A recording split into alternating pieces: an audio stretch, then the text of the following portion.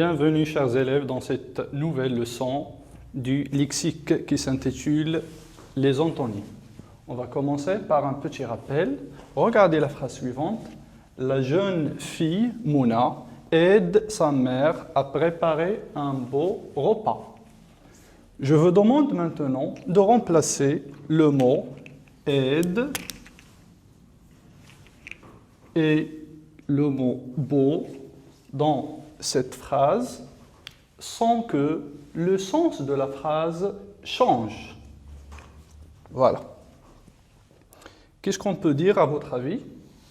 On peut dire la jeune fille Mouna, au lieu de dire aide, on peut dire se tient.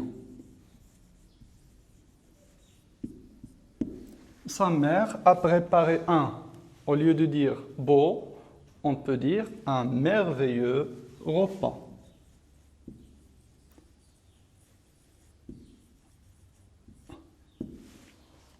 Voilà.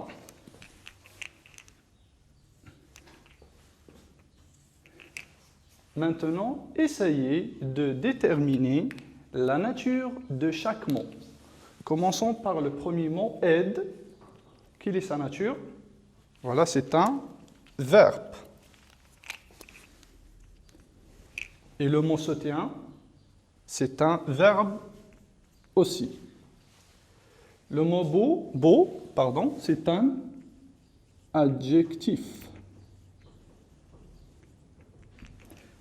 Et le mot merveilleux, c'est un adjectif. Voilà. Qu'est-ce que vous pouvez remarquer maintenant dans les deux phrases? Ce qu'on peut retenir, c'est que nous avons remplacé un verbe par un autre verbe. Et nous avons remplacé un adjectif par un adjectif.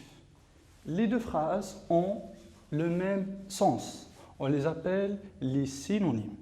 Les synonymes sont des mots qui ont à peu près le même sens et ils appartiennent à la même classe grammaticale. Ça veut dire que si on veut remplacer un verbe, on doit écrire un autre verbe. On remplace un adjectif par un autre adjectif, etc. On va commencer notre deuxième étape. Regardez ce texte, on va le lire et l'expliquer.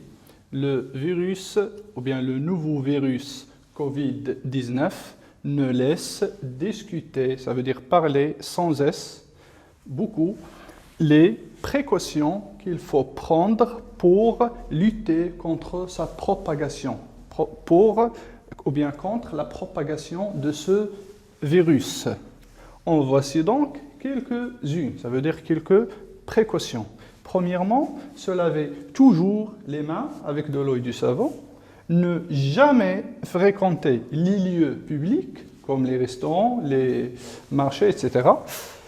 Entrer chez soi et ne sortir que dans les cas nécessaires, etc. Voilà. Regardons la première phrase, se laver toujours les mains. Je vais souligner le mot toujours. Voilà. Regardez maintenant la deuxième phrase et dites-moi, est-ce qu'il y a un mot qui dit l'opposé du mot toujours? Ne jamais fréquenter les lieux publics. Voilà, le mot c'est jamais. On doit jamais fréquenter les lieux publics.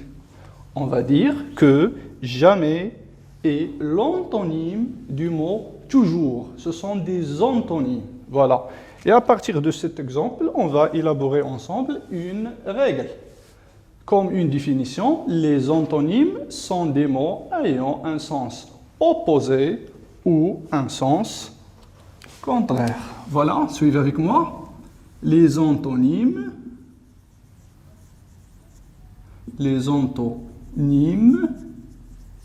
sont des mots ayant un sens. Comment? Un sens opposé ou bien un sens contraire. Voilà. Regardons maintenant la troisième phrase. Entrer chez soi et ne sortir que dans les cas nécessaires. Voilà. Dans cette phrase, nous avons deux mots qui forment, deux mots qui sont des antonymes. Lesquels? Voilà. Vous avez d'abord le mot entrer. Quel est son antonyme? C'est le mot sortir. Voilà. Qu'est-ce qu'on peut remarquer aussi? Quelle est la nature de ces deux mots? Voilà, ce sont des verbes. Le mot entrer est un verbe et le mot sortir est un verbe. Voilà. On peut dire aussi que les antonymes appartiennent à la même classe grammaticale. Deuxièmement, on peut dire qu'ils appartiennent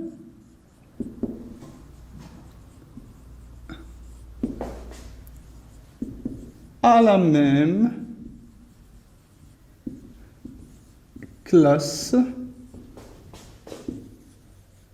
grammaticale. Cela veut dire quoi? Cela veut dire que si vous avez un adjectif, son antonyme doit être un adjectif. Si vous avez un nom, son antonyme doit être également un nom, etc. Voilà. Qu'est-ce qu'on peut dire également? Voilà, on peut donner quelques exemples. Voilà. On peut dire que les antonymes, ils peuvent être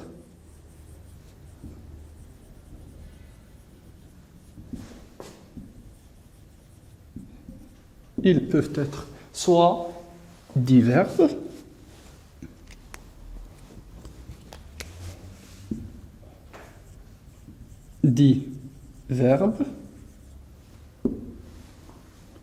L'exemple, voilà, on peut écrire cet exemple. Par exemple, entrer, sortir, ou bien monter, je monte, je descends. Monter, descendre.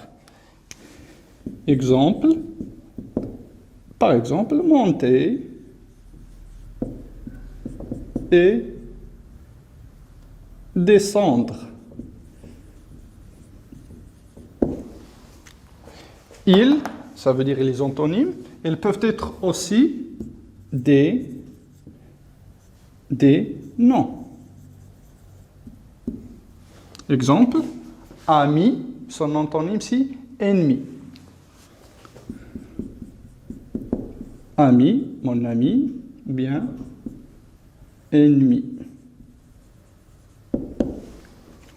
Les antonymes peuvent être également des adjectifs. Voilà.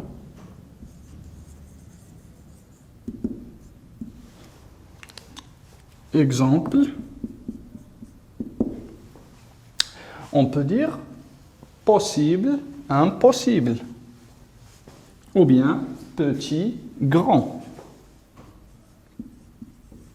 Petit, son antonyme, c'est le mot, ou bien l'adjectif grand. Et finalement, elles peuvent être des adverbes. L'exemple, tôt, je suis arrivé tôt, ou bien l'antonyme c'est tard. Tôt, sans circonflexe, son antonyme c'est le mot tard. Voilà. On peut ajouter une autre remarque que certains antonymes peuvent se former en utilisant des préfixes. Voilà, cette remarque est très importante. On peut dire que certains antonymes peuvent se former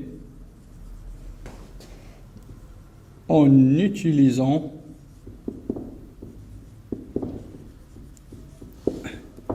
des préfixe. Attention maintenant, c'est très intéressant. Regardez, certains antonymes peuvent se former en utilisant des préfixes. Revenons au texte et dites-moi, est-ce qu'il est impossible de lutter contre la propagation du virus Covid-19? Est-ce qu'il est impossible? Bien sûr que non, il est possible. Voilà, on va écrire les deux mots. Possible, son antonyme, si le mot impossible. À souligner que ici, nous avons un mot qui commence par P. Normalement, on doit écrire IN, mais quand nous avons mais parce que le mot commence par la lettre P, on doit écrire impossible. Au lieu d'écrire la lettre N, on va écrire la lettre M. Donc, après avoir terminé l'élaboration de la règle de cette leçon, on passe à faire quelques exercices d'application. Voilà, commençons par le premier. Associer chaque mot à son antonyme, ou bien à son opposé.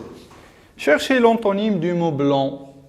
Est-ce que son antonyme est le mot ouvrir, méchant ou bien noir? Voilà, son antonyme est le mot noir. Passons au deuxième mot, fermer. Quel est son antonyme? Son antonyme est le mot ouvrir. Et gentil, son antonyme est le mot méchant. Voilà. Comme nous l'avons déjà souligné dans la rubrique « Je retiens », nous avons le mot « fermer », sa nature c'est un verbe, « ouvrir » aussi c'est un verbe. Nous avons deux mots opposés ayant la même classe grammaticale. Blanc et noir, ce sont deux adjectifs. Et gentil et méchant sont aussi des mots adjectifs. Nous avons dit que les antonymes appartiennent à la même, classe grammaticale. On passe maintenant au dernier exercice. Dans cet exercice, on va former des antonymes à partir des préfixes suivants. Voilà. Le premier mot, c'est barquer. Son antonyme, c'est embarquer. Voilà. Homme, c'est le préfixe. Barquer. Quel est l'antonyme du mot légal? Son antonyme est illégal. IL, illégal. Et finalement, l'antonyme du mot chargé, c'est déchargé.